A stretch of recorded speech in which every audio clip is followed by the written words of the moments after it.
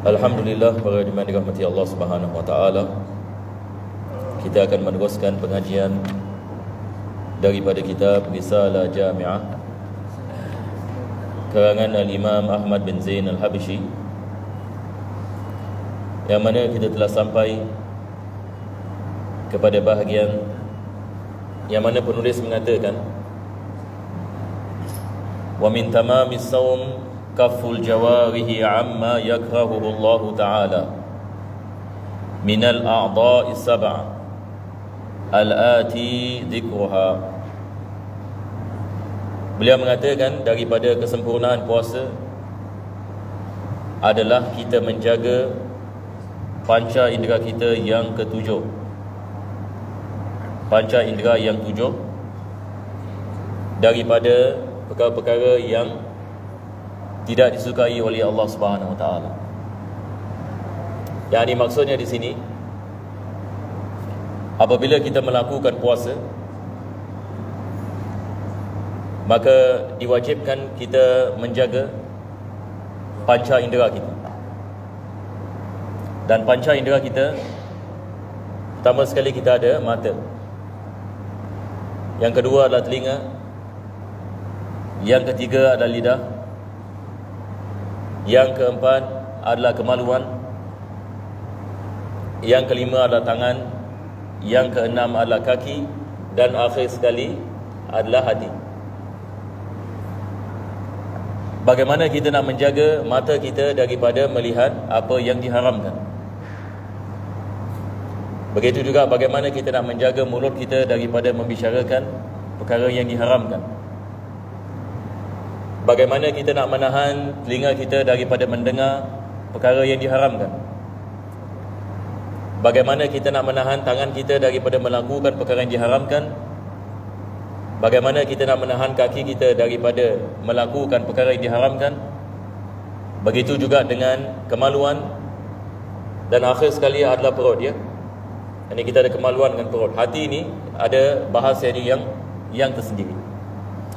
Bagaimana kita nak menjaga kemaluan kita daripada melakukan perkara yang diharamkan, dan bagaimana kita nak menjaga perut kita daripada makanan yang tidak halal.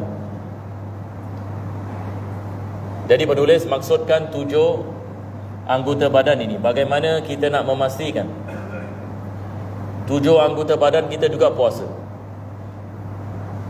Jadi di sini penulis mengatakan puasa bukan saja kita menahan daripada makanan dan minuman, akan tetapi daripada makna puasa adalah bagaimana kita nak menahan 7 anggota badan kita daripada melakukan maksiat. Kalau sekiranya kita dapat menahan 7 anggota badan kita daripada melakukan maksiat dalam keadaan kita berpuasa, dan kita tidak makan dan minum, dan meninggalkan segala perkara yang membatalkan puasa, maka ini yang akan menghidupkan ketakwaan pada hati apabila kita melakukan ibadat puasa. Seperti mana kita mengatakan minggu lepas, maksud daripada puasa adalah bagaimana kita nak menghidupkan ketakwaan. Maksud daripada puasa bukan meninggalkan makanan dan minuman. Itu bukan maksud. Itu adalah kewajipan. Tetapi kita meninggalkan makanan dan minuman dan meninggalkan segala perkara yang membatalkan puasa, maksudnya adalah bagaimana kita dapat menghidupkan ketakwaan. Bagaimana kita nak menghidupkan ketakwaan dalam ibadat puasa? Maka bukan saja kita meninggalkan perkara yang membatalkan puasa, akan tetapi bagaimana kita nak meninggalkan perkara yang diharamkan oleh Allah Subhanahu wa taala. Daripada melihat benda yang diharamkan, mendengar benda yang diharamkan, begitu juga dengan membicara dan sebagainya. Jadi di sini penulis mengatakan ini adalah daripada kesempurnaan melakukan ibadat puasa, dengan kita menjaga panca indera kita daripada melakukan perkara yang diharamkan. Ada perkara penting yang kita perlu mengetahuinya, dan ini bersangkut paut dengan hati. Para ulama kita mereka mengatakan panca indera kita ini dia dah tingkap kepada hati. Apa maksudnya? Maksudnya apa yang kita lihat memberikan kesan kepada hati. Apa yang kita dengar memberikan kesan kepada hati? Apa yang kita berbicara memberikan kesan kepada hati? Apa yang kita melakukan dengan tangan kita memberikan kesan kepada hati? Apa yang dilakukan oleh kaki, kemaluan, perut, makanan yang kita makan memberikan kesan kepada hati. Maka kalau kita tidak dapat menjaga panca indera kita dan anggota badan kita yang zahir daripada melakukan maksiat, maka kita tidak akan dapat menjaga hati kita. Ini adalah kaedah. Kaedah maksudnya apa? Prinsip. Prinsip ini dalam ilmu tasawuf adalah bagaimana pertama sekali kita nak jaga anggota badan kita. Bagaimana kita nak menjaga mata kita. Sebagai misal, hari ini kita menghadapi ujian yang besar. Kita apabila kita keluar daripada masjid, macam-macam kita lihat. Tetapi bukan saja apa yang kita lihat di luar sana, akan tetapi apa yang kita lihat di dalam social media, apa yang kita lihat di YouTube, apa yang kita lihat posting-posting yang orang post. Hatta satu orang itu dia tak keluar rumah, dia duduk kat bilik saja, dia pun nak kena jaga mata juga. Kalau zaman dahulu belum ada social media, belum ada TV, ulama kita bila membicarakan tentang jaga mata, mereka membicarakan jaga mata maksudnya bila keluar daripada rumah nak kena jaga-jaga. Sebab ini di luar sana yang ni ada benda-benda yang ni kalau kita tidak menjaga, kita terjebak dalam maksiat. Tetapi zaman sekarang bukan saja di luar sana. Zaman sekarang adalah hatta satu orang kalau kunci diri ni dalam bilik, dia juga nak kena jaga mata ni. Begitu juga telinganya. Hari ini bukan saja dengan kita bercampur dengan orang kita dapat jaga telinga. Hatta kita seorang diri dalam bilik, kita dengar yang ni orang yang ni mengumpat yang ni misalnya di social media ke ataupun yang ni di alam semasa dan sebagainya. Jadi hari ini kita menghadapi ujian ini. Bagaimana kita nak menjaga panca indera kita, mata kita? Bagaimana kita nak menjaga telinga kita daripada perkara yang diharamkan, mendengar perkara yang diharamkan? Begitu juga lidah kita. Begitu juga tangan kita. Tangan ini hari ini kita type message forward. Ini adalah maksiat dari tangan. Kalau satu orang ini orang menyebarkan fitnah, kita pun share, kita klik dengan kita punya jari. Maka kita melakukan maksiat ini dengan tangan. Kalau zaman dahulu ini mungkin misal yang ini tangan mencuri, misalnya orang mencuri, tangan melakukan maksiat. Zaman sekarang banyak misal kita boleh membicarakan. Satu orang yang ini dia type ini sesuatu yang ini dekat social media, misalnya 1 juta orang baca dan mungkin 0,5 juta terkesan walaupun kebatilan, maka dia akan menanggungkan dosanya dan dia akan menanggung dosa orang yang ni yang terpengaruh yang ni dengan apa yang dia membicarakan. Jadi zaman yang kita tinggal ini nak kena berjaga-jaga. Sebab apa yang kita membicarakan, apa yang kita type, maka hari ini boleh sampai kepada pelosok dunia dalam beberapa saat. Ini tidak berlaku pada zaman dahulu. Zaman dahulu kalau mereka nak tulis surat, mungkin 1 bulan baru sampai. Kalau kita daripada Singapura, kita nak tulis ini surat, misalnya satu orang yang tinggal misalnya di Kuala Lumpur, makan minggu surat ini akan sampai. Tetapi zaman sekarang yang ini mungkin dalam 1 saat kita WhatsApp saja. Jadi kita hidup ini dalam zaman ini adalah cabaran kita. Allah Subhanahu Wa Taala menguji kita dengan keadaan yang kita berada di dalamnya. Tetapi dalam masa yang sama ada banyak perkara yang baik. Ada perkara-perkara yang memberikan manfaat kepada iman. Ada perkara yang ini di social media dan juga di YouTube dan sebagainya, kita dapat belajar ilmu agama. Kita dapat dengar kepada bacaan Al-Quranul Karim. Kita dapat dengar kepada zikrullah. Kita dapat dengar kepada nasihat-nasihat dari para ulama, walaupun ini ulama itu sudah tidak ada lagi. Jadi bagi seorang mukmin, kita nak kena pilih apa yang memberikan kepada kita manfaat di dunia dan akhirat. Apa yang perlu kita lihat dan dengar dan berbicara yang akan memberikan manfaat kepada hati kita. Sebab apa yang baik, dia akan memberi kesan kepada hati kita. Apa yang tak baik, dia juga akan memberikan kesan kepada kepada hati kita. Dan Islam mengajarkan kepada kita pentingnya kita menjaga hati kita di dalam menuju kepada Allah Subhanahu wa taala. Sebagai misal, kita ada ayat dalam Al-Quran, Allah mengatakan yauma la yanfa'u malun wala banun illa man atallaha biqalbin salim. Hari yang mana harta tidak akan memberikan manfaat kepada manusia, anak-anak tidak akan memberikan manfaat kepada manusia. Apakah yang akan memberikan manfaat kepada manusia? Illa man atallaha biqalbin salim. Manusia akan mendapatkan manfaat kalau dikembali kepada Allah dengan hati yang salim. Yani hati yang salim adalah hati yang selamat, yani daripada yani terbelenggu dengan maksiat dan juga dengan syirik kepada Allah Subhanahu wa taala. Hati yang salim adalah hati yang penuh dengan iman. Hati yang bersih daripada segala sifat yang terkeji dan mempunyai sifat yang terpuji.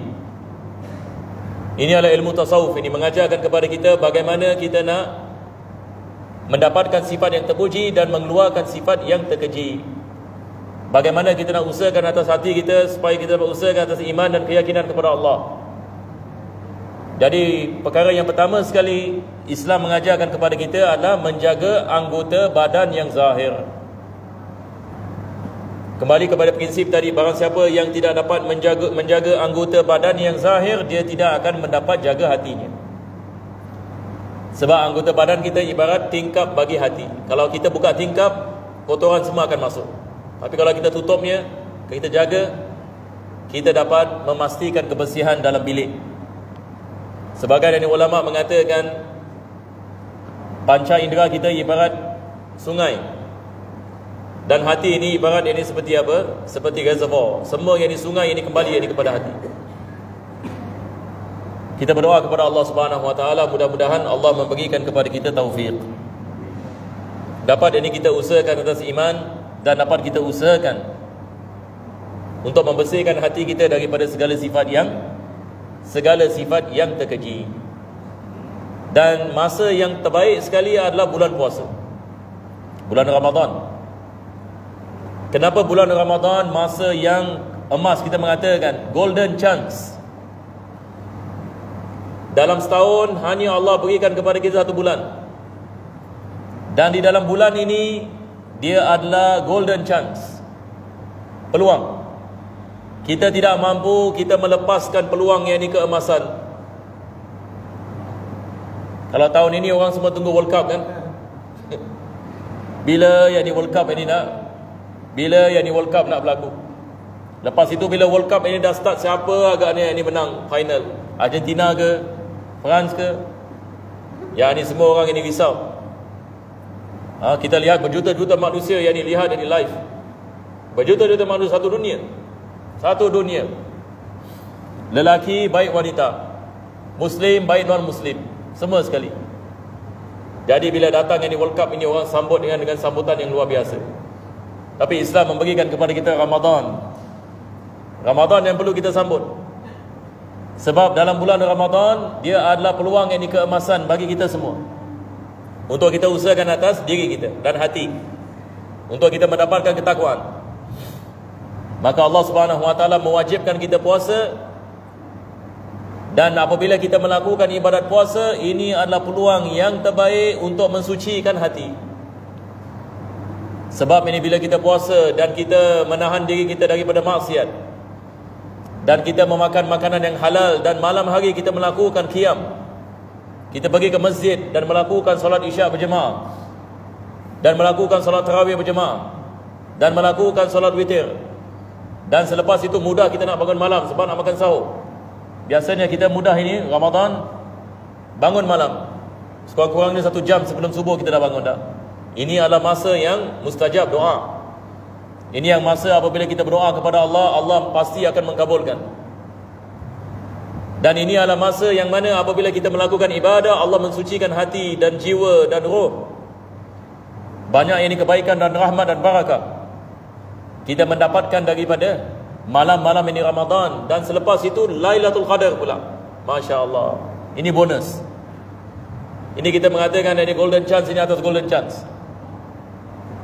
Malam ini Lailatul Qadar ini Allah mengatakan Lailatul Qadri khairun min alfi syahr.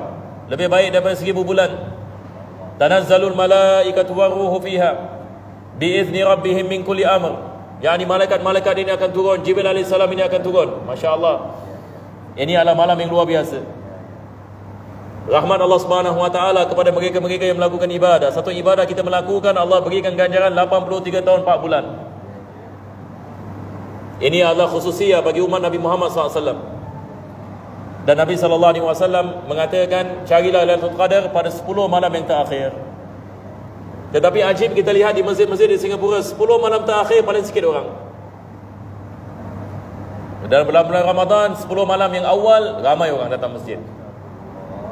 Kita lihat di masjid-masjid di Singapura, hari pertama Ramadan, kita lihat penuh. Ada sebagian masjid sebagai solat Jumaat, hari pertama. Masjid yang ini penuh pada hari pertama Ramadan dengan Hari Raya. Solat Hari Raya ini luar biasa. Solat Hari Raya, sehingga kan yang ini kita nak kena melakukan 2-3 kali. Tetapi kita lihat dari 10 malam yang terakhir daripada bulan Ramadan, paling kurang ini orang. Ini juga kita nak kena faham. Sebenarnya 10 hari bulan yang terakhir, sepatutnya ini yang kita memenuhkan masjid-masjid kita. Sebab ini adalah dia punya countdown. 10 hari terakhir daripada bulan Ramadan, countdown. Di dalamnya ada Lailatul Qadar. Jadi kalau kita kena kepada malam Lailatul Qadar dan kita berada di dalam masjid dan kita melakukan solat isyak berjemaah dan solat tarawih dan witir dan kita niat iktikaf, letaklah kita dalam masjid berapa jam? 2 jam. Allah berikan kepada kita ganda 84 tahun 6 bulan. Tapi kalau satu orang itu terlepas, Masya Allah, dia terlepas 86 tahun yang 4 bulan yang ini punya ibadah, kali yang 4 jam.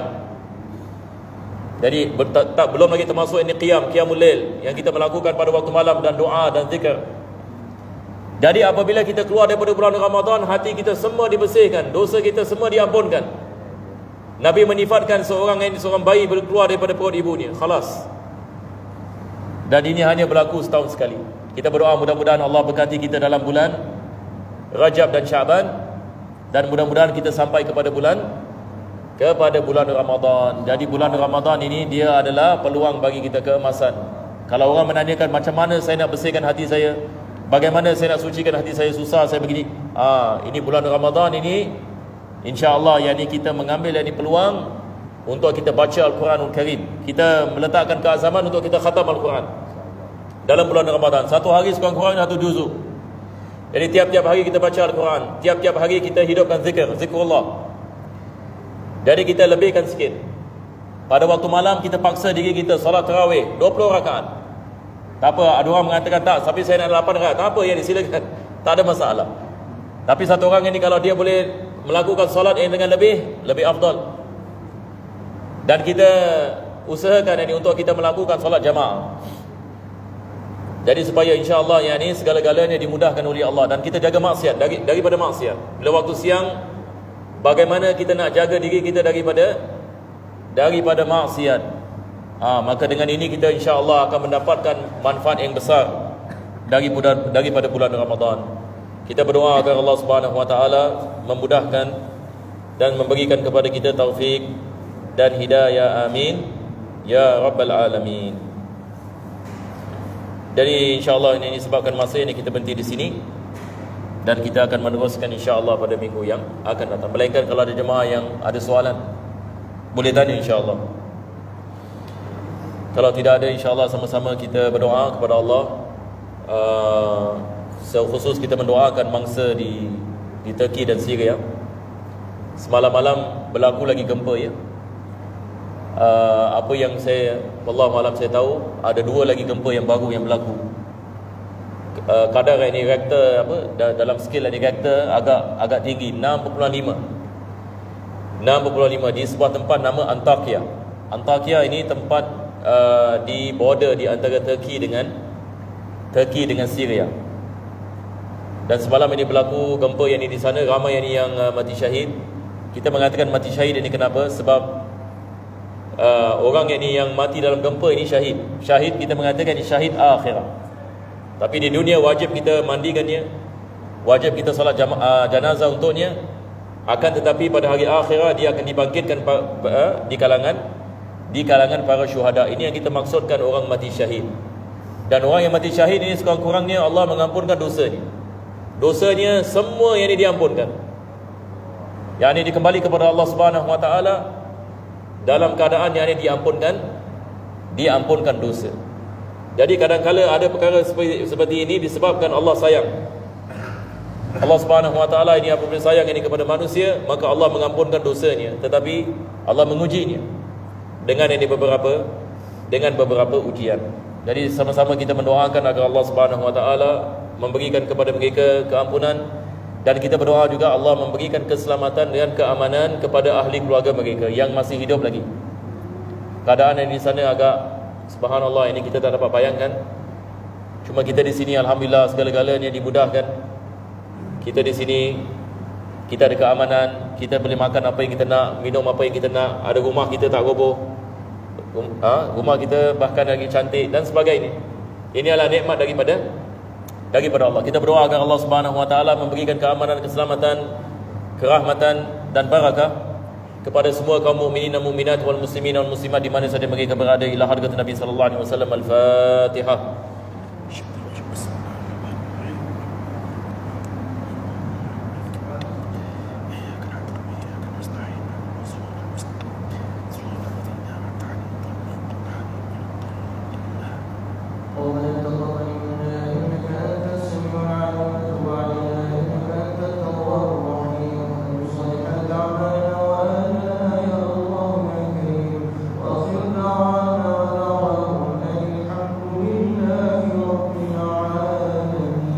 تقبل الله منكم يا كريم.